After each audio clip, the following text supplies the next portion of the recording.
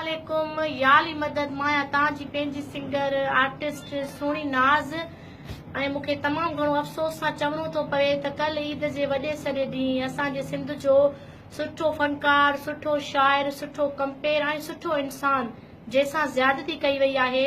हा, मां वही दकिड़ो जी ॻाल्हि कयां थी त हुन सां ज़्यादती ईद जे वॾे सॼे ॾींहुं कई वई आहे। छो असां फनकारनि खे जीअण जो हक़ न आहे, सुख सां साह खणण जो हक़ न आहे, घुमण जो हक़ न आहे। सो मां सिंध गवर्नमेंट खे अपील कयां थी त असांखे इंसाफ़ ॾियो, असांखे इंसाफ़ ॾिनो वञे। ऐं कुझु दोस्त अहिड़ा हुया जिन कमेंट में लिखियो हो त बाबा वही दकिड़ो खे ज़्यादती तॾहिं कई अथऊं जॾहिं मुमताज़ मौलाई सां गॾु। छो मुमताज़ मौलाई सुठो फनकार आहे बाबा, अलाह जेके इज़त ॾिए त तव्हां आया असां हुन सां रीस छो कयूं? अलाह तव्हांखे बि इज़त ॾिए न, इन में रीस जी ॻाल्हि न आहे। सो मां दोस्तनि खे गुज़ारिश कयां थी त अहिड़ा कमेंट न ॾियो, महिरबानी करे। असां फनकार आहियूं, मोहबत जा सफ़ीर आहियूं, असां वटि मोहबत खां सवाइ कुझु बि न आहे। ऐं कल्ह वॾो सॼो ॾींहुं हुयो, अदा वहीद जूं जेके आहिनि माउ हूंदी, भेण हूंदी, उन्हनि सां छा हालत हूंदी उहा तव्हां शायदि सोचे बि नथा सघो। सो मां भाउ वहीद सां ॾुख में शरीक आहियां ऐं महिरबानी करे असांखे तहफ़ुज़ ॾिनो वञे।